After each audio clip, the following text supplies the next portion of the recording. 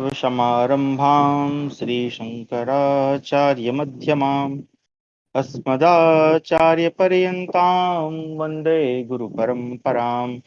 ध्येयं सदा परिभवग्नमभीष्टदोहं तीर्थास्पदं शिवविरञ्चिनुतं शरण्यं विद्यार्थिहं प्रणतपालभवाब्धिपोतं वन्दे महापुरुषते चरणारविन्दम्।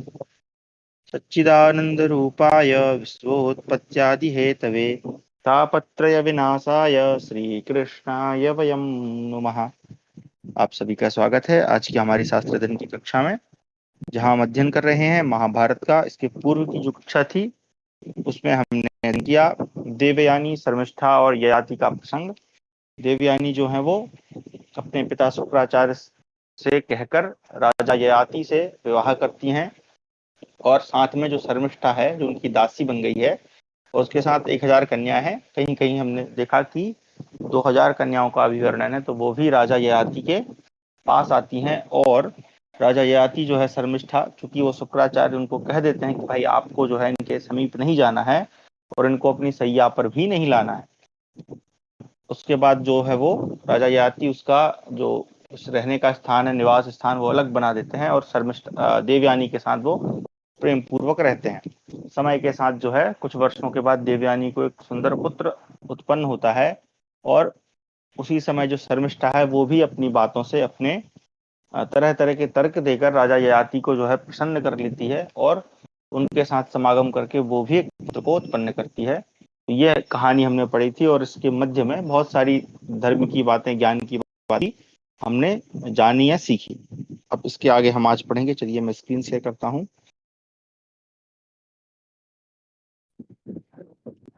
तो हमारा है 83 यानी कि 83वां अध्याय, देवयानी और शर्मिष्ठा का संवाद। ययाति से शर्मिष्ठा के पुत्र होने की बात जानकर देवयानी का रूठकर पिता के पास जाना, शुक्राचार्य का ययाति को बूढ़े होने का शाप देना। वैशंपायन उवाच श्रुत्वा कुमारं जातं तु देवयानी शुचिस्मिता चिन्तयामास दुःखार्ता शर्मिष्ठां प्रति भारत। अभिगम्य च शर्मिष्ठां देवयान्यं ब्रवीदिदं किमिदं वृजिनं शुभ्रूकृतं वे कामलुब्धया ऋषिरभ्यागतः कश्चित् धर्मात्मा वेदपारगः सामयः वरदः कामं याचितो धर्मसंहितम्। वैशंपायन जी कहते हैं, जन्मेजय, पवित्र मुस्कान वाली देवयानी ने जब सुना कि शर्मिष्ठा के पुत्र हुआ है, तब वह दुख से पीड़ित हो शर्मिष्ठा के व्यवहार को लेकर बड़ी चिंता करने लगी। वह शर्मिष्ठा के पास गई और इस प्रकार बोली। देवयानी ने कहा, सुंदर भौहों वाली शर्मिष्ठे, तुमने काम लोलुप होकर यह कैसा पाप कर डाला? शर्मिष्ठा बोली, सखी, कोई धर्मात्मा ऋषि आए थे जो वेदों के पारंगत विद्वान थे। मैंने उन वरदायक ऋषि से धर्मानुसार काम की याचना की। अब आप देखिए यहाँ पर वो स्पष्टता झूठ बोल रही है। सुचिस्मिते, मैं न्याय विरुद्ध काम का आचरण नहीं करती। उन ऋषि से ही मुझे संतान उत्पन्न हुई है, यह मैं तुमसे सत्य कहती हूँ। देवयानी ने कहा, भीरु, यदि ऐसी बात है तो बहुत अच्छा हुआ। क्या उन द्विज के गोत्र, नाम और कुल का कुछ परिचय मिला है? मैं उसको जानना चाहती हूँ। शर्मिष्ठा बोली, सुचिस्मिते, वे अपने तप और तेज से सूर्य की भांति प्रकाशित हो रहे थे। उन्हें देखकर मुझे कुछ पूछने का साहस ही नहीं हुआ। देवयानी ने कहा, शर्मिष्ठे, यदि ऐसी बात है, यदि तुमने ज्येष्ठ और श्रेष्ठ, जी एक सेकंड का टाइम दीजिए, थोड़ी सी समस्या है, क्षमा करें। चलिए मैं इस कमरे में आ गया। शर्मिष्ठे, यदि ऐसी बात है, यदि तुमने ज्येष्ठ और श्रेष्ठ द्विज से संतान प्राप्त की है, तो तुम्हारे ऊपर मेरा क्रोध नहीं रहा। वैशंपायन जी कहते हैं, जन्मेजय, वे दोनों आपस में इस प्रकार बातें करके हंस पड़ी। देवयानी को प्रतीत हुआ कि शर्मिष्ठा ठीक कहती है, अतः वह चुपचाप महल में चली गई। राजा ययाति ने देवयानी के गर्भ से 2 पुत्र उत्पन्न किए थे, जिनके नाम थे यदु और तुर्वसु। वे दोनों दूसरे इंद्र और विष्णु की भांति प्रतीत होते थे। उन्हीं राजर्षि से बृहस्पति की पुत्री शर्मिष्ठा ने 3 पुत्रों को जन्म दिया, जिनके नाम थे द्रुह्यु, अनु और पुरु। शर्मिष्ठा के 3 हुए और देवयानी के 2 हुए। राजन, तदनंतर किसी समय पवित्र मुस्कान वाली देवयानी ययाति के साथ एकांत वन में गई। अब देखो, एक साथ तो 3 हो नहीं सकते, तो मुझे लगता है कि इनका जो संबंध है वो चलता रहा होगा। वहां उसने देवताओं के समान सुंदर रूप वाले कुछ बालकों को निर्भय होकर क्रीड़ा करते देखा। उन्हें देखकर आश्चर्यचकित हो वह इस प्रकार बोली। देवयानी ने पूछा, राजन, ये देव बालकों के तुल्य शुभ लक्षण संपन्न कुमार किसके हैं? तेज और रूप में तो ये आप ही के समान जान पड़ते हैं। वैशंपायन जी कहते हैं, जन्मेजय, राजा से इस प्रकार पूछकर उसने उन कुमारों से प्रश्न किया, बच्चों, तुम्हारे कुल का क्या नाम है? तुम्हारे पिता कौन है? यह मुझे ठीक ठीक बताओ, मैं तुम्हारे पिता का नाम सुनना चाहती हूँ। सुंदरी देवयानी के इस प्रकार पूछने पर उन बालकों ने पिता का परिचय देते हुए तर्जनी अंगुली से ही उन्हीं नृपश्रेष्ठ ययाति को दिखा दिया और शर्मिष्ठा को अपनी माता बताया। वैशंपायन जी कहते हैं, ऐसा कहकर वे सब बालक एक साथ राजा के समीप आ गए, परंतु उस समय देवयानी के निकट राजा ने उनका अभिनंदन नहीं किया, उन्हें गोद में नहीं उठाया। तब वे बालक रोते हुए शर्मिष्ठा के पास चले गए। उनकी बातें सुनकर राजा ययाति लज्जित से हो गए। उन बालकों का राजा के प्रति विशेष प्रेम देखकर देवयानी सारा रहस्य समझ गई और शर्मिष्ठा से इस प्रकार बोली। देवयानी बोली, भामिनी, तुम तो कहती थी कि मेरे पास कोई ऋषि आया करते हैं। यह बहाना लेकर तुम राजा ययाति को ही अपने पास आने के लिए प्रोत्साहन देती रही। मैंने पहले ही कह दिया था कि तुमने कोई पाप किया है। शर्मिष्ठे, तुमने मेरे अधीन होकर भी मुझे अप्रिय लगने वाला बर्ताव क्यों किया? तुम फिर उसी असुर धर्म पर उतर आई, मुझसे डरती भी नहीं हो। अब देखिए, यहाँ पर वही बता रहे हैं कि ये यहाँ पे जो हम कल चर्चा कर रहे थे कि भाई असुरों का भी कोई धर्म होता है। तो यही, अब जैसे ये गलत कार्य किया उसने, है ना, क्योंकि एक तो उसकी वो दासत्व में है, उसको बताया भी नहीं और उस प्रकार का उसने पाप कर्म किया, तो असुर धर्म है ना, तो ये गलत लोगों का धर्म है ना, इस प्रकार का। आगे शर्मिष्ठा बोली, मनोहर मुस्कान वाली सखी, मैंने जो ऋषि कहकर अपने स्वामी का परिचय दिया था सो तो सत्य ही है। मैं न्याय और धर्म के अनुकूल आचरण करती हूँ, अतः तुमसे डरती नहीं। जब तुमने पति का वर्ण किया था उसी समय मैंने भी कर लिया। शोभने जो सखी का स्वामी होता है वही उसके अधीन रहने वाली अन्य अविवाहिता सखियों का भी धर्मतः पति ही होता है। तुम ज्येष्ठ हो, ब्राह्मण की पुत्री हो, अतः मेरे लिए माननीय एवं पूजनीय हो, परंतु ये राजर्षि मेरे लिए तुमसे भी अधिक पूजनीय हैं। क्या यह बात तुम नहीं जानती? सुबह तुम्हारे पिता और मेरे गुरु यानी शुक्राचार्य जी ने हम दोनों का एक ही साथ सॉरी हम दोनों को एक ही साथ महाराज की सेवा में समर्पित किया है। तुम्हारे पति और पूजनीय महाराज याति भी मुझे पालन करने योग्य मानकर मेरा पोषण करते हैं। वैशंपायन जी कहते हैं, शर्मिष्ठा का यह वचन सुनकर देवयानी ने कहा, राजन, अब मैं यहाँ नहीं रहूंगी। आपने मेरा अत्यंत अप्रिय किया है। ऐसा कहकर तरुणी देवयानी आंखों में आंसू भरकर सहसा उठी और तुरंत ही शुक्राचार्य जी के पास जाने के लिए वहां से चल दी। यह देखकर उस समय राजा याति व्यथित हो गए। वे व्याकुल हो देवयानी को समझाते हुए उसके पीछे पीछे गए, किंतु वह लौटी नहीं। उसकी आंखें क्रोध से लाल हो रही थी। वह राजा से कुछ न बोलकर केवल नेत्रों से आंसू बहाए जाती थी। कुछ ही देर में वह कवि पुत्र शुक्राचार्य के पास जा पहुंची। पिता को देखते ही वह प्रणाम करके उनके सामने खड़ी हो गई। तदनंतर राजा ययाति ने भी शुक्राचार्य की वंदना की। देवयानी ने कहा, पिताजी, अधर्म ने धर्म को जीत लिया। नीच की उन्नति हुई और उच्च की अवनति, यानी नीच ऊपर बढ़ गया और जो उच्च था वो अवनति अर्थात नीचे गिर गया। वृषप्रभा की पुत्री शर्मिष्ठा मुझे लांघ कर आगे बढ़ गई।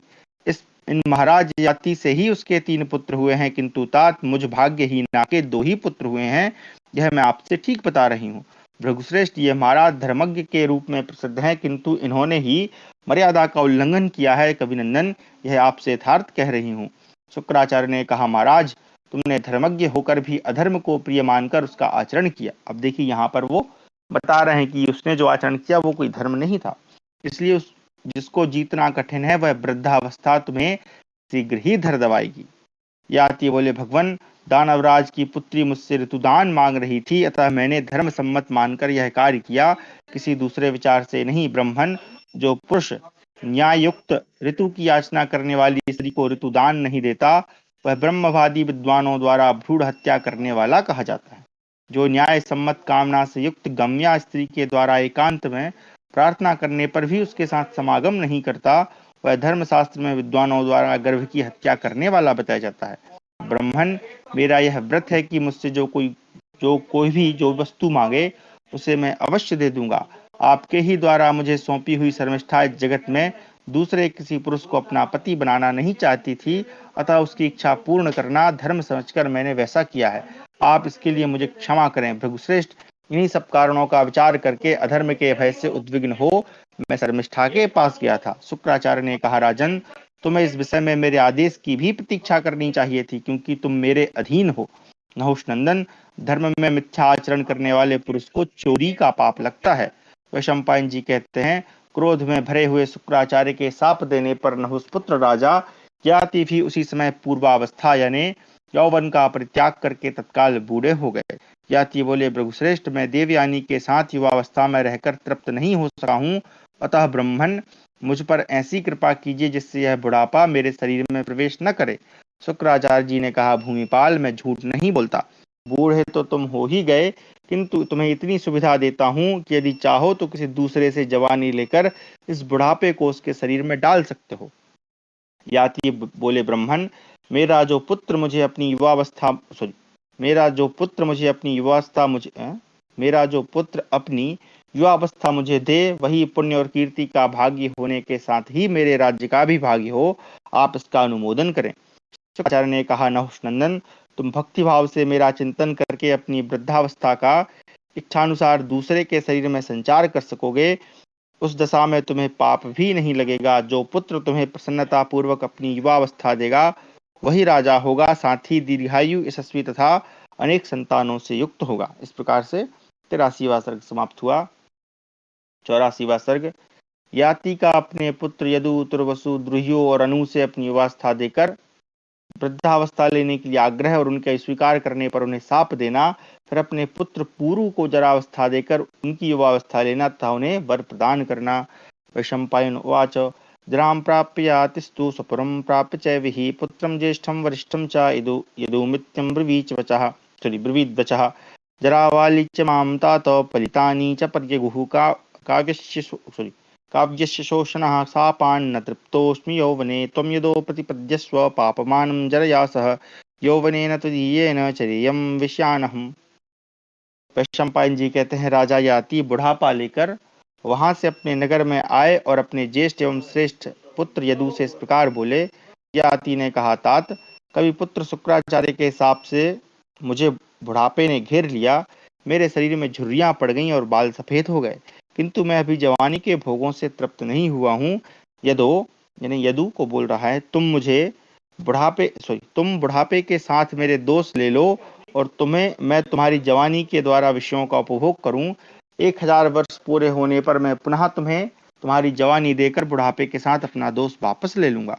यदु बोले, राजन, बुढ़ापे में खाने पीने से अनेक प्रकार के दोष प्रकट होते हैं, अतः मैं आपकी वृद्धावस्था नहीं लूंगा, यही मेरा निश्चित विचार है। महाराज, मैं उस बुढ़ापे को लेने की इच्छा नहीं करता जिसके आने पर दाढ़ी मूछों के बाल सफेद हो जाते हैं, जीवन का आनंद चला जाता है, वृद्धावस्था एकदम शिथिल कर देती है, सारे शरीर में झुर्रियां पड़ जाती हैं और मनुष्य इतना दुर्बल तथा कृशकाय हो जाता है यानी दुबला पतला हो जाता है कि उसकी ओर देखते नहीं बनता। बुढ़ापे में कामकाज करने की शक्ति नहीं रहती। युवतियां तथा जीविका पाने वाले सेवक भी तिरस्कार करते हैं, अतः मैं वृद्धावस्था नहीं लेना चाहता।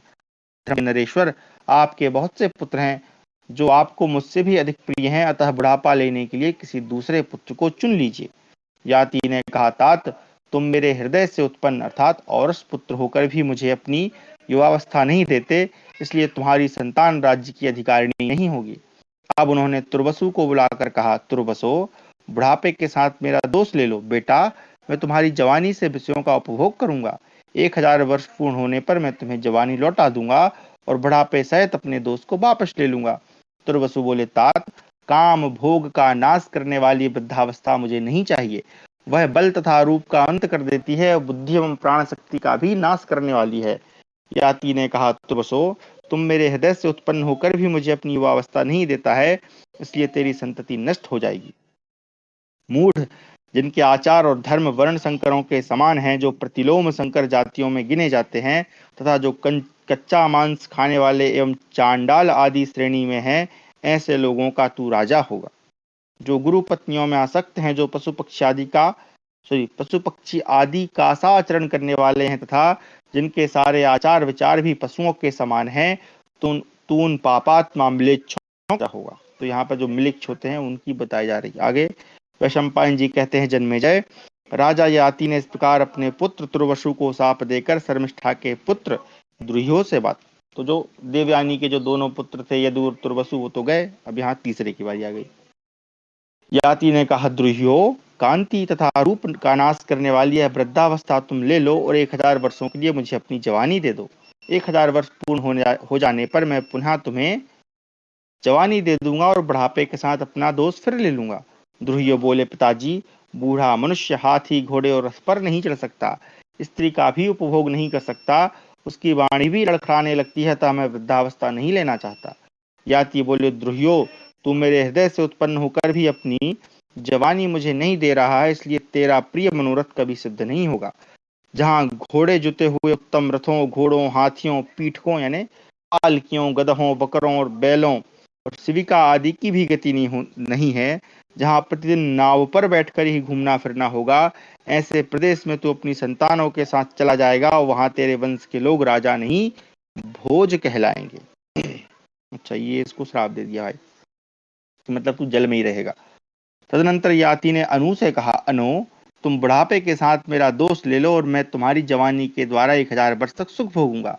अनु बोले, पिताजी, बूढ़ा मनुष्य बच्चों की तरह असमय में भोजन करता है, अपवित्र रहता है तथा समय पर अग्निहोत्र नहीं करता, अतः ऐसी वृद्धावस्था को मैं नहीं लेना चाहता। याति ने कहा, अनु, तू मेरे हृदय से उत्पन्न होकर भी अपनी अवस्था मुझे नहीं दे रहा है और बुढ़ापे के दोष बतला रहा है, अतः तू वृद्धावस्था के समस्त दोषों को प्राप्त करेगा और तेरी संतान जवान होते ही मर जाएगी तथा तू भी बूढ़ा जैसा होकर अग्निहोत्र का त्याग कर देगा। याति ने पुरु से कहा, पुरो, तुम मेरे प्रिय पुत्र हो, गुणों में तुम श्रेष्ठ होगे, तात मुझे बुढ़ापे ने घेर लिया, सब अंगों में झुर्रियां पड़ गईं और सिर के बाल सफेद हो गए। बुढ़ापा के ये सारे चिन्ह मुझे एक ही साथ प्राप्त हुए हैं। कभी पुत्र के हिसाब से यह मेरी दशा हुई है, किंतु मैं जवानी के भोगों से अभी तृप्त नहीं हुआ हूँ। पूरो, तुम बुढ़ापे के साथ मेरे दोष ले लो और मैं तुम्हारी युवावस्था लेकर उसके द्वारा कुछ काल तक विषय भोग करूंगा। 1000 वर्ष पूरे होने पर मैं तुम्हें पुनः तुम्हारी जवानी दे दूंगा और बुढ़ापे के साथ अपना दोष ले लूंगा। वैशंपायन बोलते हैं, या वैशंपायन जी कहते हैं, याति के ऐसा कहने पर पुरु ने अपने पिता से विनय पूर्वक कहा, महाराज, आप मुझे जैसा आदेश दे रहे हैं आपके उस वचन का मैं पालन करूंगा।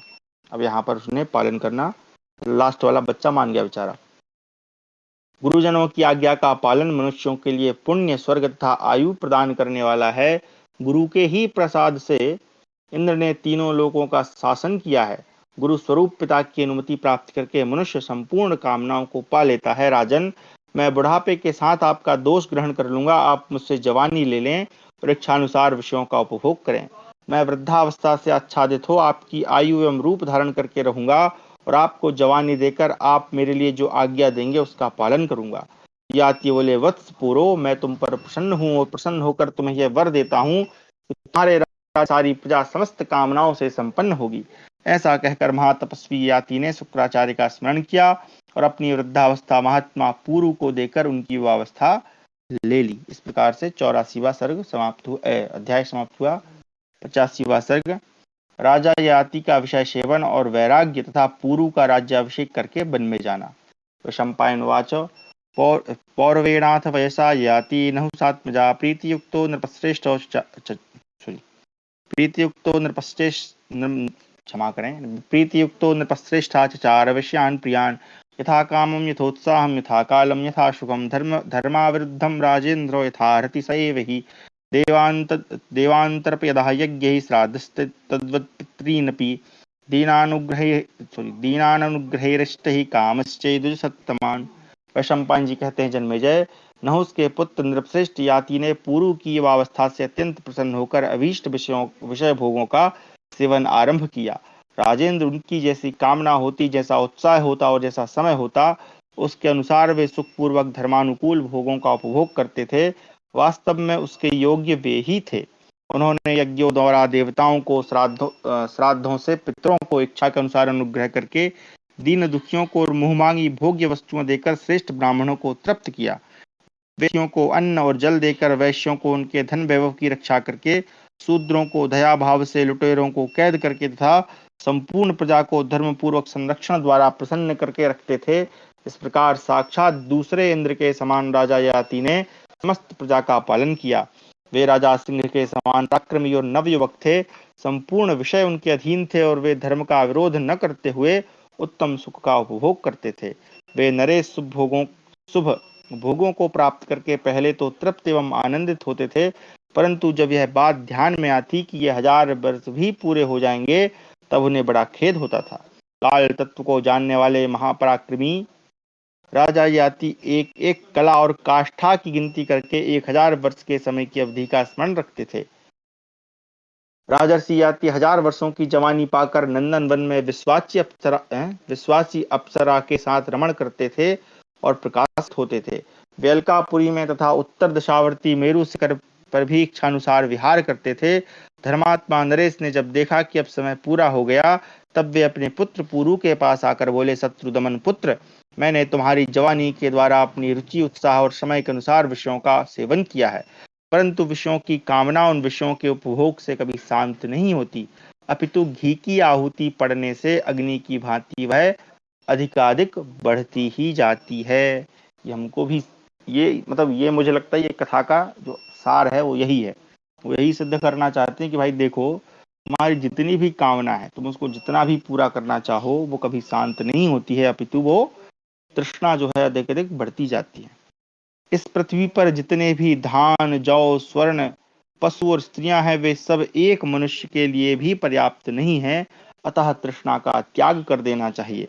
खोटी बुद्धि वाले लोगों के लिए जिसका त्याग करना अत्यंत कठिन है, जो मनुष्य के बूढ़े होने पर भी स्वयं बूढ़ी नहीं होती तथा जो एक प्राणांतक रोग है, उस तृष्णा को त्याग देने वाले पुरुष को ही सुख मिलता है। देखो, विषय भोग में आसक्त चित्त हुए मेरे 1000 वर्ष बीत गए तो भी प्रतिदिन उन विषयों के लिए तृष्णा ही पैदा होती है। अतः मैं इस तृष्णा को छोड़कर परब्रह्म परमात्मा में मन लगा द्वंद्व और ममता से रहित हो वन में मृगों के साथ विचरूंगा। पूरो, तुम्हारा भला हो, मैं प्रसन्न हूँ, अपनी यह जवानी ले लो, साथ ही यह राज्य भी अपने अधिकार में कर लो, क्योंकि तुम मेरा प्रिय करने वाले पुत्र हो। वैशंपायन जी कहते हैं, जन्मेजय, उस समय नहुष नंदन राजा ययाति ने अपनी वृद्धावस्था वापस ले ली और पुरु ने पुनः अपनी युवावस्था प्राप्त कर ली। जब ब्राह्मण आदि वर्णों ने देखा कि महाराज ययाति अपने छोटे पुत्र पुरु को राजा के पद पर अभिषिक्त करना चाहते हैं, तब वे उनके पास आकर इस प्रकार बोले, प्रभु, शुक्राचार्य के नाती और देवयानी के ज्येष्ठ पुत्र यदु के होते हुए उन्हें लांघकर आप पुरु को राज्य क्यों देते हैं? यदु आपके ज्येष्ठ पुत्र हैं, उसके बाद तुर्बसु उत्पन्न हुए हैं, तदनंतर शर्मिष्ठा के पुत्र क्रमशः द्रुयु, अनु और पुरु हैं। यानी सबसे छोटे वाले को राजा बना रहे हैं। तो उस समय शायद ये परंपरा रही होगी कि भाई जो बड़ा है उसको ही राजा बनाना है, लेकिन उसमें भी फिर योग्य अयोग्य को देखा जाता होगा। ज्येष्ठ पुत्रों का उल्लंघन करके छोटा पुत्र राज्य का अधिकारी कैसे हो सकता है? हम आपको इस बात का स्मरण दिला रहे हैं, आप धर्म का पालन कीजिए। याति ने कहा, ब्राह्मण, यदि सब वर्ण के लोग मेरी बात सुने, मुझे ज्येष्ठ पुत्र को किसी तरह राज्य नहीं देना है। मेरे ज्येष्ठ पुत्र यदु ने मेरी आज्ञा का पालन नहीं किया। जो पिता के प्रतिकूल हो वह सत्पुरुषों की दृष्टि में पुत्र नहीं माना गया है। जो माता और पिता की आज्ञा मानता है, उनका हित चाहता है, उनके अनुकूल चलता है तथा माता पिता के प्रति पुत्रोचित बर्ताव करता है, वही वास्तव में पुत्र है। अब यहाँ पे फिर से पुत्र की वो व्युत्पत्ति बता रहे हैं कि पुत्र यह नरक का नाम है, नरक को दुख रूप ही मानते हैं। पुत्र नामक नरक से त्राण यानी रक्षा करने के कारण ही इहलोक और परलोक में पुत्र की इच्छा करते हैं। अपने अनुरूप पुत्र देवताओं, ऋषियों और पितरों के पूजन का अधिकारी होता है। जो बहुत से मनुष्यों के लिए गुणकारक यानी लाभदायक हो, उसी को ज्येष्ठ पुत्र कहते हैं। वह गुणकारक पुत्र ही इहलोक और परलोक में ज्येष्ठ के अंश का भागी होता है। जो उत्तम गुणों से संपन्न है, वही पुत्र श्रेष्ठ माना गया है, दूसरा नहीं। गुणहीन पुत्र व्यर्थ कहा गया है। धर्मज्ञ पुरुष पुत्र के ही कारण पितरों के धर्म का वखान करते हैं। यदु ने मेरी अवहेलना की है, तुर्वसु, द्रुह्यो तथा अनु ने भी मेरा बड़ा तिरस्कार किया है। पुरु ने मेरी आज्ञा का पालन किया, मेरी बात को अधिक आदर दिया। इसी ने मेरा बुढ़ापा ले रखा था। अतः मेरा यह छोटा पुत्र ही वास्तव में मेरे राज्य और धन पाने का अधिकारी है। पुरु ने मित्र रूप होकर मेरी कामनाएं पूर्ण की हैं। स्वयं शुक्राचार्य ने मुझे वर दिया है कि जो पुत्र तुम्हारा अनुसरण करे, वही राजा एवं समस्त भूमंडल का पालक हो। अतः मैं आप लोगों से विनय पूर्ण आग्रह करता हूं कि पुरु को ही राज्य पर अभिषिक्त करें। प्रजा वर्ग के लोग बोले, जो पुत्र गुणवान और सदा माता पिता का हितैषी हो, वह छोटा होने पर भी श्रेष्ठतम है, वही संपूर्ण कल्याण का भागी होने योग्य है। पूर्व आपका प्रिय करने वाले पुत्र हैं, अतः शुक्राचार्य के वरदान के अनुसार ये ही इस राज्य को पाने के अधिकारी हैं। इस निश्चय के विरुद्ध कुछ भी उत्तर नहीं दिया जा सकता। वैशंपायन जी कहते हैं, नगर और राज्य के लोगों ने संतुष्ट होकर जब इस प्रकार कहा, तब नहुस नंदन याति ने अपने पुत्र पुरु को ही राज्य पर अभिषिक्त किया। इस प्रकार पुरु को राज्य दे वनवास की दीक्षा लेकर राजा याति तपस्वी ब्राह्मणों के साथ नगर से बाहर निकल गए। यदु से यादव क्षत्रिय उत्पन्न हुए। दुर्वसु की संतान यवन कहलाई, क्योंकि उसको बोला था कि तू मिलक्षों के देश में साथ में रहेगा। द्रुहियों के पुत्र भोज नाम से प्रसिद्ध हुए और अनु से मिलेच्छ जातियां उत्पन्न हुई।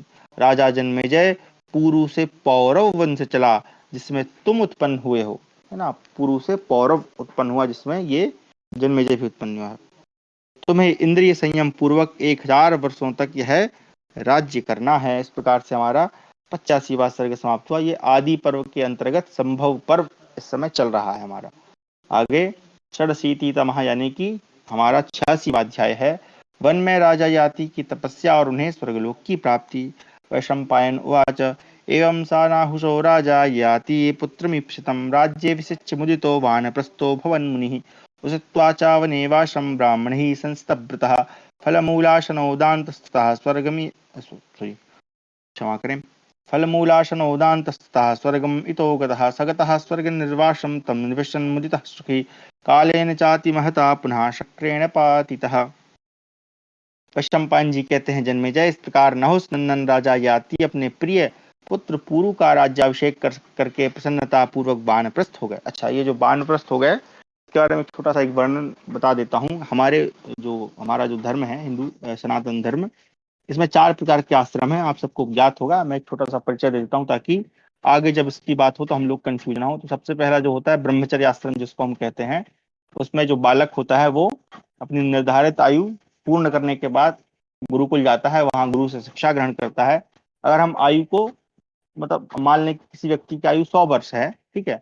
अब ये समय के साथ या काल के साथ अलग अलग प्रकार की होती थी। तो 100 वर्ष को अगर हम 4 भागों में बांट दें, तो मान लीजिए 25 वर्ष तक बच्चे ने अपनी शिक्षा ग्रहण की।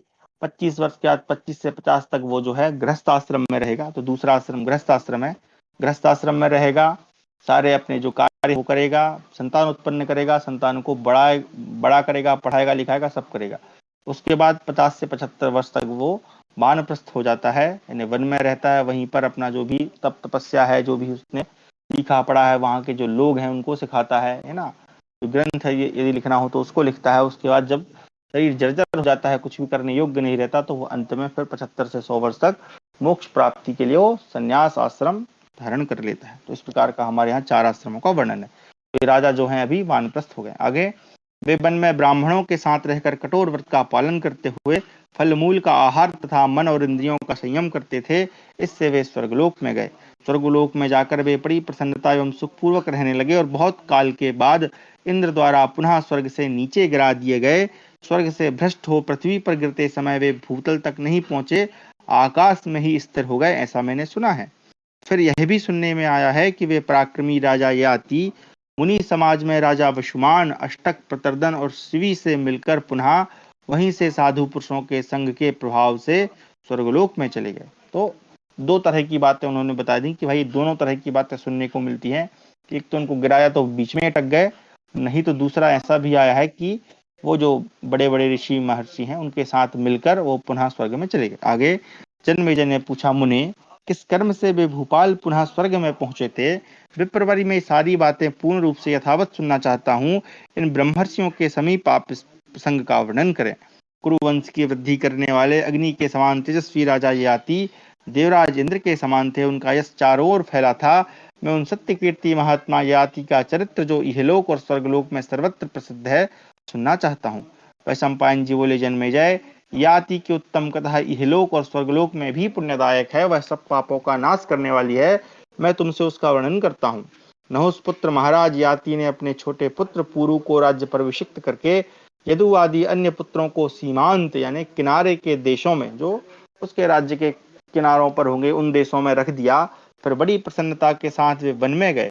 वहां फल मूल का आहार करते हुए उन्होंने दीर्घ काल तक वन में निवास किया।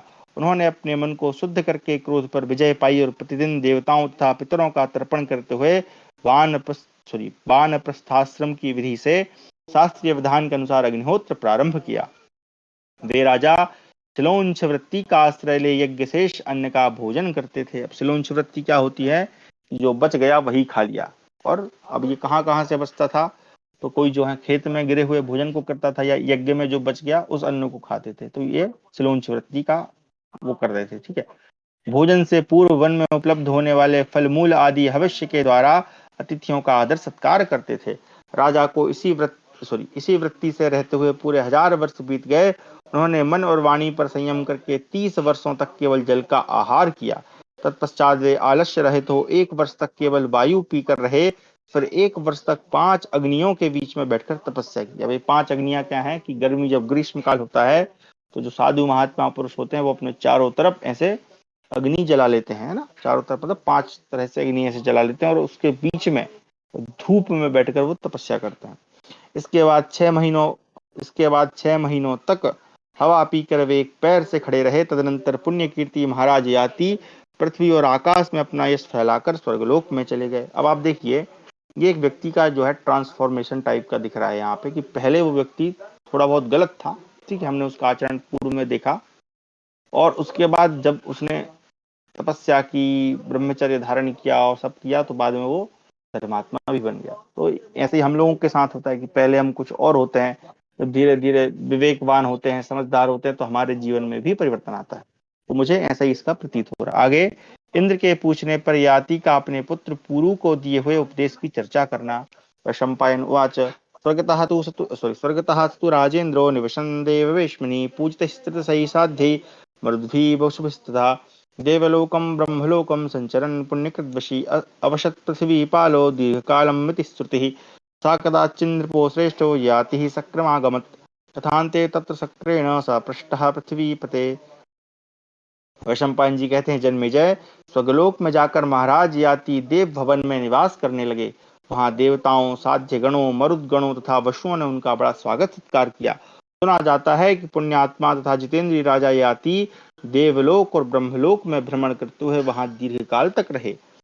एक दिन जब श्रेष्ठ याति देवराज इंद्र के पास आए, दोनों में वार्तालाप हुआ और अंत में इंद्र ने राजा याति से पूछा राजन, जब पुरु तुमसे वृद्धावस्था लेकर तुम्हारे स्वरूप से इस पृथ्वी पर विचरण करने लगा, तुम सत्य कहो, उस समय राज्य देकर तुमने उसको क्या आदेश दिया था? याति ने कहा, देवराज, मैंने अपने पुत्र पुरु से कहा था कि बेटा, गंगा और यमुना के बीच का यह सारा प्रदेश तुम्हारे अधिकार में रहेगा। यह पृथ्वी का मध्य भाग है। इसके तुम राजा होगे और तुम्हारे भाई सीमांत देशों के अधिपति होंगे। अब हम इससे थोड़ा अंदाज लगा सकते हैं कि वो कहाँ के राज्य की बात कर रहे होंगे, गंगा और यमुना। ठीक है, अब मैप में देखना पड़ेगा, मुझे ऐसे डायरेक्ट याद नहीं आ रहा है। आगे, देवेंद्र, उसके बाद मैंने यह आदेश दिया कि मनुष्य दीनता, सठता और क्रोध न करे, कुटिलता, मात्सर्य और वैर कहीं न करे। माता पिता, विद्वान, तपस्वी तथा क्षमाशील पुरुष का बुद्धिमान मनुष्य कभी अपमान न करे। शक्तिशाली पुरुष सदा क्षमा करता है, शक्तिहीन मनुष्य सदा क्रोध करता है।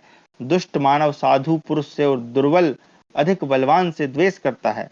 रूप मनुष्य रूपवान से, निर्धन धनवान से, अकर्मण्य कर्मनिष्ठ से और अधार्मिक जो है धर्मात्मा से द्वेष करता है। इसी प्रकार गुणहीन मनुष्य गुणवान से डाह यानी ईर्षा रखता है। इंद्र, यह कली का लक्षण है। ठीक है, अब यहाँ कली का लक्षण बता रहे हैं कि क्रोध करने वालों में वह पुरुष श्रेष्ठ है जो कभी क्रोध नहीं करता। अच्छा, क्रोध करने वालों से वह पुरुष श्रेष्ठ है जो कभी क्रोध नहीं करता। इसी प्रकार असहनशील से सहनशील उत्तम है। मनुष्येतर प्राणियों से मनुष्य श्रेष्ठ है और मूर्खों से विद्वान उत्तम है। यदि कोई किसी की निंदा करता या उसे गाली देता, यहाँ पे गाली शब्द एक बार देखूं जरा क्या है। क्रुष्यमानो नाक्रोशेन मन्युरेव तितिक्षितः क्रोष्ठारम निर्दहति सुकृतम चास्य विन्दति। यहाँ पर गाली जैसा कोई शब्द या संस्कृत का कोई शब्द नहीं है। यहाँ पर सिर्फ लिखा है कि जो किसी की निंदा करता है। गाली देता, ये अनुवादक ने स्वयं से डाला हुआ है। खैर, आगे हम बढ़ते हैं। तो निंदा करता है तो भी वह बदले में निंदा या गाली गलौज ना करे। अब ये फिर से गाली गलौज लिख दिया, हालांकि जो गाली शब्द यहाँ पे नहीं है, क्योंकि जो गाली या निंदा सह लेता है वह पुरुष का आंतरिक दुख ही गाली देने वाले या अपमान करने वाले को जला डालता है, साथ ही उसके पुण्य को भी वह ले लेता है। क्रोधवश किसी के मर्म स्थान में चोट न पहुंचाएं, अर्थात ऐसा बर्ताव लें जिससे किसी को मार्मिक पीड़ा हो। किसी के प्रति कठोर बात भी मुंह से न निकले। अनुचित उपाय से शत्रु को भी बस में न करें। जो जी को जलाने वाली हो, जिससे दूसरे को उद्वेग होता हो, ऐसी बात मुंह से न बोलें, क्योंकि पापी लोग ही ऐसी बातें बोला करते हैं। अर्थात अपनी वाणी पे नियंत्रण रखें। जो स्वभाव का कठोर हो, दूसरों के मर्म में चोट पहुंचाता हो, तीखी बातें बोलता हो और कठोर कठोर वचन रूपी कांटों से दूसरे मनुष्य को पीड़ा देता हो, उसे अत्यंत लक्ष्मीहीन यानी दरिद्र या अभागा समझें। उसको देखना भी बुरा है, क्योंकि वह कड़वी बोले के रूप में अपने मुंह में मदी हुई एक पिशाचिनी को ढो रहा है। अपना वर्ताव और व्यवहार ऐसा रखें जिससे साधु पुरुष सामने तो सत्कार करे ही, पीठ पीछे भी उनके द्वारा अपनी रक्षा हो। दुष्ट लोगों की कही हुई अनुचित बातें सदा सह लेनी चाहिए तथा श्रेष्ठ पुरुषों के सदाचार का आश्रय लेकर साधु पुरुषों के व्यवहार को ही अपनाना चाहिए। दुष्ट मनुष्य के मुख से कटु वचन रूपी बाण सदा छूटते रहते हैं, जिनसे आहत होकर मनुष्य रात दिन शोक और चिंता में डूबा रहता है। वे बागवान दूसरों के मर्म स्थानों पर ही चोट करते हैं, अतः विद्वान पुरुष दूसरे के प्रति ऐसी कठोर वाणी का प्रयोग न करे। सभी प्राणियों के प्रति दया और मैत्री का वर्ताव, दान और सबके प्रति मधुर वाणी का प्रयोग, इन तीनों लोकों में इसके समान कोई वशीकरण नहीं है। तो सत्य बात है, अगर सबके प्रति आप दया और मैत्री का वर्ताव करते हैं, दान देते हैं और सबके प्रति मधुर वाणी का उपयोग करते हैं, तो लोग आपके जो है बस में हो जाते हैं। एक वो है ना, कोई दोहा है कि ऐसी वाणी बोलिए मन का आपा खोए, और उनको शीतल करे आपहु शीतल होए। इसलिए कभी कठोर वचन न बोलें, सदा सांत्वना पूर्ण मधुर वचन ही बोलें। पूजनीय पुरुषों का पूजन यानी आदर सत्कार करें, दूसरों को दान दें और स्वयं कभी किसी से कुछ न मांगे। इस प्रकार हमारा 87वां सर्ग समाप्त हुआ, जो कि बड़ा अच्छा सा लगा। याति का स्वर्ग से पतन और अष्टक का उससे प्रश्न करना। सर्वाणि कर्माणि समाप्य राजन् गृहं परित्यज्य वनगतोऽसि, तत्त्वां पृच्छामि नहुषस्य पुत्रो केनासि तुल्यस्तपसा ययाते। नाहं देवमनुष्येषु गन्धर्वेषु महर्षिषु आत्मनस्तपसा तुल्यं कञ्चित् पश्यामि वासव। यदावमस्था सदृशः श्रेयसश्च अल्पीयसश्चाविदितप्रभावा, तस्माल्लोकास्त्वन्तवन्तस्तवे क्षीणे पुण्ये पतिता सद्य राजन।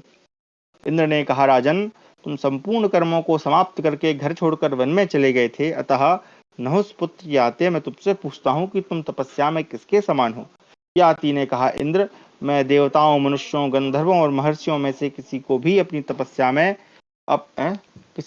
तपस्या में अपनी बराबरी करने वाला नहीं देखता हूँ। राजन, इंद्र बोले, राजन, तुम अपने समान अपने से बड़े और छोटे लोगों का प्रभाव न जान। अच्छा, यहाँ पे थोड़ा इसको घमंड टाइप का हो रहा है, इसलिए शायद ऐसी बात बोल रहा है। तो अब इंद्र बोल रहे हैं कि राजन, तुमने अपने समान अपने से बड़े और छोटे लोगों का प्रभाव न जानकर सबका तिरस्कार किया है, अतः तुम्हारे पुण्य लोकों में रहने की अवधि अब समाप्त हो गई है, क्योंकि दूसरों की निंदा करने के कारण तुम्हारा पुण्य क्षीण हो गया है, इसलिए अब तुम यहाँ से नीचे गिरोगे। देखो, पूरे ऊपर उपदेश दे रहा था और खुद ही ऐसी बातें कर रहा है। आगे याति ने कहा, देवराज इंद्र, देवता, ऋषि, गंधर्व और मनुष्य आदि का अपमान करने के कारण यदि मेरे पुण्य लोक क्षीण हो गए हैं, तो इंद्रलोक से भ्रष्ट होकर मैं साधु पुरुषों के बीच में गिरने की इच्छा करता हूँ।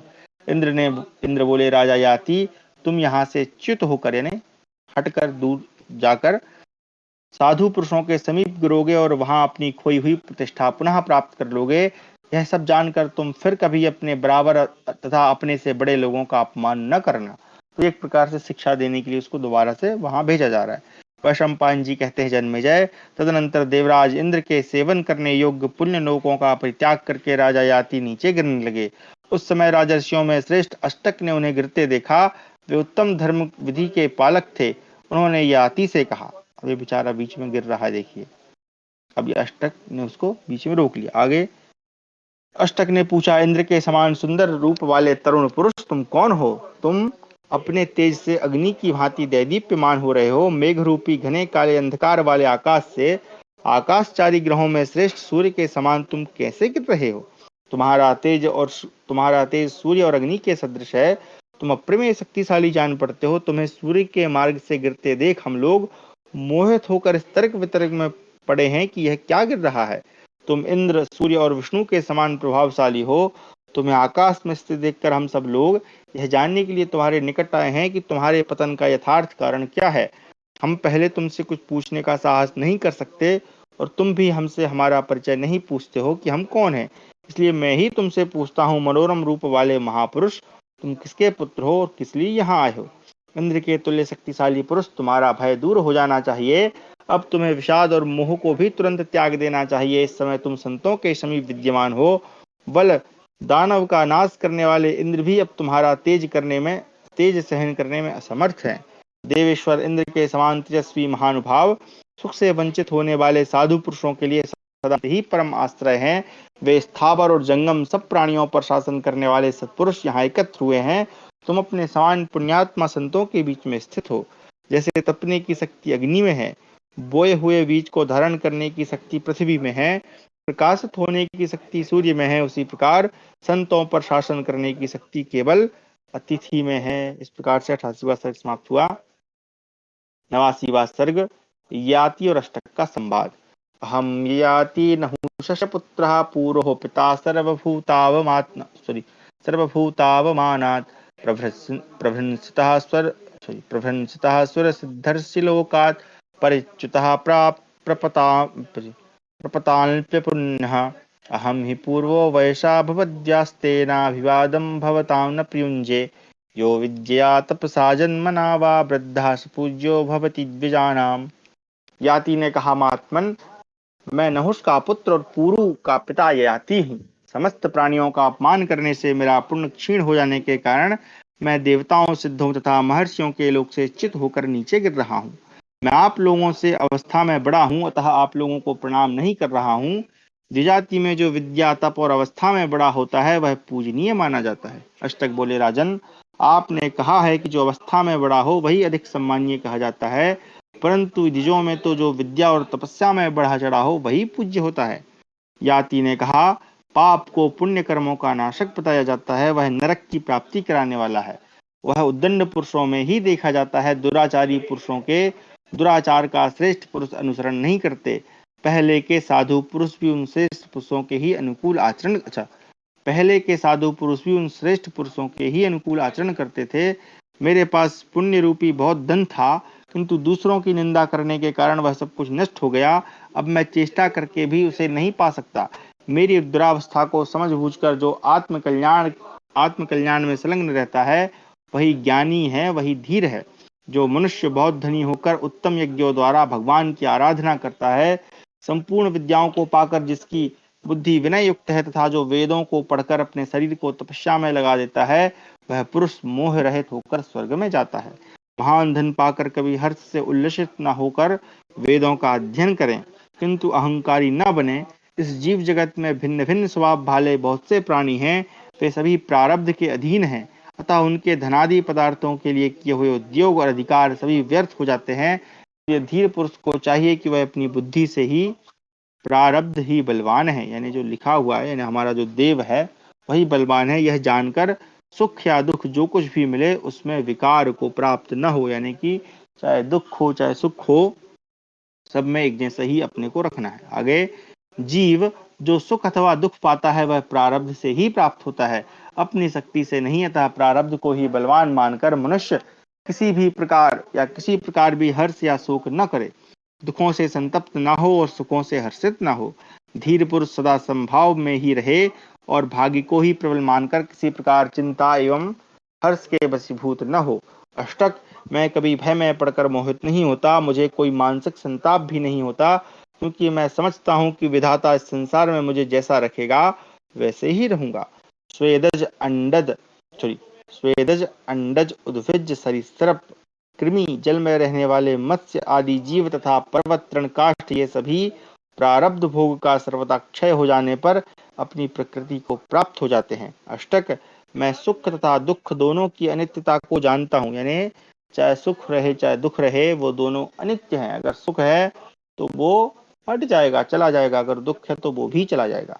फिर मुझे संताप हो तो कैसे, मैं क्या करूं और क्या करके संतप्त न होऊं, इन बातों की चिंता छोड़ चुका हूं। अतः सावधान रहकर शोक संताप को अपने से दूर रखता हूं। जो दुख में खिन्न नहीं होता, सुख से मतवाला नहीं उठता और सबके साथ समान भाव से बर्ताव करता है, वह धीर कहा गया है। विज्ञ मनुष्य बुद्धि से प्रारब्ध को अत्यंत बलवान समझकर यहाँ किसी भी विषय में अधिक आसक्त नहीं होता। वैशंपायन जी कहते हैं, जन्मेजय, राजा याति समस्त सद्गुणों से संपन्न थे और नाते में अष्टक के नाना लगते थे। वे अंतरिक्ष में वैसे ही ठहरे हुए थे मानो स्वर्गलोक में हो। जब उन्होंने उपयुक्त बातें कही तब अष्टक ने उनसे पुनः प्रश्न किया। अष्टक बोले, महाराज, आपने जिन जिन प्रधान लोकों में रहकर जितने समय तक वहां के सुखों का भलीभांति उपभोग किया है, उन सब का मुझे यथार्थ परिचय दीजिए। राजन, आप तो महात्माओं की भांति धर्मों का उपदेश कर रहे हैं। याति ने कहा, अष्टक, मैं पहले समस्त भूमंडल में प्रसिद्ध चक्रवर्ती राजा था। तदनंतर सत्कर्मों के द्वारा बड़े बड़े लोकों पर मैंने विजय प्राप्त की और उनमें 1000 वर्षों तक निवास किया। उसके बाद उनसे भी उच्चतम लोक में जा पहुंचा। वहां 100 योजन विस्तृत और 1000 दरवाजों से युक्त इंद्र की रमणीय पुरी प्राप्त हुई। उसमें मैंने केवल 1000 वर्षों तक निवास किया। उसके बाद उससे भी ऊंचे लोक में गया। तदनंतर लोकपालों के लिए भी दुर्लभ प्रजापति के उस दिव्य लोक में जा पहुंचा जहां जरा अवस्था का प्रवेश नहीं है, यानी वहां बुढ़ापा नहीं होता है। वहां 1000 वर्ष तक रहा, फिर उससे भी उत्तम लोक में चला गया। वहां देवादिदेव ब्रह्मा जी का धाम था। वहां मैं अपनी इच्छा के अनुसार भिन्न भिन्न लोकों में विहार करता हुआ संपूर्ण देवताओं से सम्मानित होकर रहा। उस समय मेरा प्रभाव और तेज देवेश्वरों के समान था। इसी प्रकार मैं नंदन वन में इच्छानुसार रूप धारण करके अप्सराओं के साथ विहार करता हुआ 10 लाख वर्षों तक रहा है। वहां मुझे पवित्र गंध और मनोहर रूप वाले वृक्ष देखने को मिले जो फूलों से लदे हुए थे। वहां रहकर मैं देवलोक के सुखों में आसक्त हो गया। तदनंतर बहुत अधिक समय बीत जाने पर एक भयंकर रूपधारी देवदूत आकर मुझसे ऊंची आवाज में 3 बार बोला, गिर जाओ गिर जाओ गिर जाओ। राजश्रोमणे, मुझे इतना ही ज्ञात हो सका। तदनंतर पुण्य क्षीण हो जाने के कारण मैं नंदन वन से नीचे गिर पड़ा। नरेंद्र, उस समय मेरे लिए शोक करने वाले देवताओं की अंतरिक्ष में यह दया भरी वाणी सुनाई पड़ी। अहो, बड़े कष्ट की बात है। पवित्र कीर्ति वाले पुण्यकर्मा महाराज याति पुण्य क्षीण होने के कारण नीचे गिर रहे हैं। तब नीचे गिरते हुए मैंने उनसे पूछा, देवताओं, मैं साधु पुरुषों के बीच गिरूं, इसका क्या उपाय है? तब देवताओं ने मुझे आपकी यज्ञ भूमि का परिचय दिया। मैं इसी को देखता हुआ तुरंत यहाँ आ पहुंचा हूँ। यज्ञ भूमि का परिचय देने वाली हविष्य की सुगंध का अनुभव तथा धूम्र प्रांत का अवलोकन करके मुझे बड़ी प्रसन्नता और सांत्वना मिली है। इस प्रकार से 89वां सर्ग समाप्त हुआ। लेकिन थोड़ा सा डाउट मेरे मन में जो आ रहा है, यहाँ जब ये बता रहा है कि मुझे देवदूत ने कहा कि गिर जाओ गिर जाओ। और ऊपर हमने पढ़ा कि वो इंद्र से बातचीत कर रहा था, और जब इंद्र ने उससे प्रश्न किया कि भाई बताओ, तो उसने घमंड में बोल दिया कि मेरी तपस्या सबसे बड़ी है। ठीक है। फिर इंद्र ने उसको बोला कि तुम गिर जाओ। तो ये 2 तरह की कथाएं हैं, तो कहीं ना कहीं थोड़ा सा डाउटफुल जरूर है। कोई ना कोई एक प्रसंग इधर उधर का होगा। आगे अष्टक और याति का संवाद। अष्टक ने पूछा, अच्छा क्षमा करें, अष्टक वाच, यदा वसो नंदने काम रूपे संवत्सराणाम युतम सतानाम किम कारणम कार्तयुग प्रधानम हित्वा च त्वं वसुधामन्वपद्या। यातिर्वाच, ज्ञाति सुहृत् स्वजनो वा यथेह क्षीणे वित्येत्यजते मानवैः तथा तत्र क्षीण पुण्यम मनुष्यम त्यजन्ति सद्यासेश्वरादेव संघा। अष्टक ने पूछा, सत्युग के निष्पाप राजाओं में प्रधान नरेश, जब आप इच्छानुसार रूप धारण करके 10 लाख वर्षों तक नंदन वन में निवास कर चुके हैं, तब क्या कारण है कि आप उसे छोड़कर भीतर पर चले आए हैं? याति बोले, जैसे इस लोक में जाति भाई सुहृद अथवा सुजन कोई भी क्यों न हो, धन नष्ट हो जाने पर सब मनुष्य उसे त्याग देते हैं, उसी प्रकार परलोक में जिसका पुण्य समाप्त हो गया है, उस मनुष्य को देवराज इंद्र सहित संपूर्ण देवता तुरंत त्याग देते हैं। अष्टक ने पूछा, देवलोक में मनुष्यों के पुण्य कैसे क्षीण होते हैं? इस विषय में मेरा मन अत्यंत मोहित हो रहा है। प्रजापति का वह कौन सा धाम है जिसमें विशिष्ट, ये क्या लिखा है, अपुनरा ये थोड़ा शब्द, इसका अर्थ समझ नहीं आया मुझे। जिसमें विशिष्ट अपुनरावृत्ति की योग्यता वाले पुरुष जाते हैं। अपुनरावृत्ति यानी क्या होगा भाई, यह बताइए, क्योंकि आप मुझे क्षेत्रज्ञ यानी कि आत्मज्ञानी जान पड़ते हैं। याति बोले, नरदेव, जो अपने मुख से अपने पुण्य कर्मों का वखान करते हैं, वे सभी इस भौम नरक में आ गिर पड़ते हैं। यहाँ वे गीधड़ों और कौओं आदि के खाने योग्य इस शरीर के लिए बड़ा भारी परिश्रम करके क्षीण होते और पुत्र पौत्रादि रूप से बहुधा विस्तार को प्राप्त होते हैं। इसलिए नरेंद्र, इस लोक में जो दुष्ट और निंदनीय कर्म हो उसको सर्वथा त्याग देना चाहिए। भूपाल, मैंने तुमसे सब कुछ कह दिया, बोलो अब और तुम्हें क्या बताऊं। ये थोड़ा समझ में नहीं आया, कहा कुछ नहीं और कह रहा सब कुछ कह दिया। बल शब्द का अर्थ यहाँ कौवा किया गया है, जो स्थौल्य सामर्थ्य सैन्येषु बलम ना काकशीर्णो अमर कोश के इस वाक्य से समर्थित है। चलिए भैया ठीक है, मान लिया हमने। चलो आगे बढ़ते हैं। अष्टक उवाच, जब मनुष्यों को मृत्यु के पश्चात पक्षी, गीध, नीलकंठ और पतंग ये नोच नोच कर खा लेते हैं, तब वे कैसे और किस रूप में उत्पन्न होते हैं, मैंने अब तक भौम नामक किसी दूसरे नरक का नाम नहीं सुना था। याति बोले, कर्म से उत्पन्न होने वाले और बढ़ने वाले शरीर को पाकर गर्भ से निकलने के पश्चात जीव सबके समक्ष इस पृथ्वी पर विषयों में विचरते हैं। उनका यह विचरण ही भूम नरक कहा गया है, इसी में वे पड़ते हैं। यानी सीधी सी बात है कि जो व्यक्ति जन्म ले रहा है, तो ये जो पृथ्वी है इसी को ही वो भौम नरक कह रहे हैं। इसमें पड़ने पर वे व्यर्थ बीतने वाले अनेक वर्ष समूहों की ओर दृष्टिपात नहीं करते हैं। अब देखिए थोड़ा सा फिलोसफिकल टॉक चल रहा है उसका, है ना भाई। ये जो नर्क है ना, ये भौम नर्क, ये धरती ही है। यहाँ पर व्यक्ति जो है कितने साल ऐसे ही बिता देता है, लेकिन समझ नहीं पाता है। आगे, कितने ही प्राणी आकाश यानी स्वर्ग आदि में 60,000 वर्ष रहते हैं, कुछ 80,000 वर्षों तक वहां निवास करते हैं, इसके बाद वे भूमि पर यहाँ गिरने वाले जीवों को तीखी दाढ़ों वाले पृथ्वी के भयानक राक्षस यानी कि दुष्ट प्राणी अत्यंत पीड़ा देते हैं। तो यहाँ राक्षस किसको कहा गया है, जो दुष्ट प्राणी है।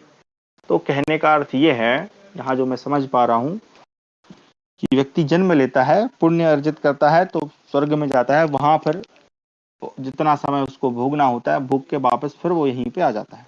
ये बताना चाहते हैं, एक मतलब दार्शनिक चर्चा यहाँ पे चल रही है। आगे अष्टक ने पूछा, तीखी दाढ़ों वाले पृथ्वी के वे भयंकर राक्षस पापवश आकाश से गिरते हुए जिन जीवों को सताते हैं, वे गिरकर कैसे जीवित रहते हैं, किस प्रकार इंद्रिय आदि से युक्त होते हैं और गर्भ में कैसे आते हैं। ज्ञाति ने कहा, अंतरिक्ष से गिरा हुआ प्राणी अस्त्र यानी जल होता है, फिर वही क्रमशः नूतन शरीर का बीजभूत वीर्य बन जाता है। वह वीर्य फूल और फल रूपी शेष कर्मों से संयुक्त होकर तदनुरूप योनि का अनुसरण करता है। गर्भाधान करने वाले पुरुष के द्वारा स्त्री संसर्ग होने पर वह वीर्य में आविष्ट हुआ तथा जीव उस स्त्री के अच्छा जीव जो है स्त्री के रज से मिल जाता है, तदनंतर वही गर्भ रूप में परिणत हो जाता है। तो यहाँ पे एक प्रकार से जीव की उत्पत्ति के विषय में बताया गया है। आगे, जीव जल रूप से गिरकर वनस्पतियों और औषधियों में प्रवेश करते हैं। जल, वायु, पृथ्वी और अंतरिक्ष आदि में प्रवेश करते हुए कर्मानुसार मनुष्य तथा मनुष्य या पशु सब कुछ होते हैं। इस प्रकार भूमि पर आकर फिर पूर्वोक्त कर्म के अनुसार गर्भ भाव को प्राप्त होते हैं। अष्टक ने पूछा, राजन, इस मनुष्य योनि में आने वाला जीव अपने इसी शरीर से गर्भ में आता है या दूसरा शरीर धारण करता है? आप मुझे यह रहस्य बताइए, मैं संशय होने के कारण पूछता हूँ। बड़ी खतरनाक बात चल रही भाई, थोड़ा सा इसको गंभीरता से विचार करने का सोचना चाहिए। आगे, गर्भ में आने, एक काम करते हैं, थोड़ी ज्यादा ये लंबी चौड़ी चल रही है और समय भी हो चला है, तो इसको रोक देते हैं कक्षा को। कल हम इसके बारे में, आप लोग जब तक ये जो अभी तक जितनी बातें हुई हैं इनको चाहे तो दोबारा पढ़ लीजिएगा, पुस्तक यहीं पर है, इनके बारे में विचार करिए, क्योंकि ये थोड़ी सी दार्शनिक चर्चा है। मतलब जीव उत्पत्ति के बारे में बता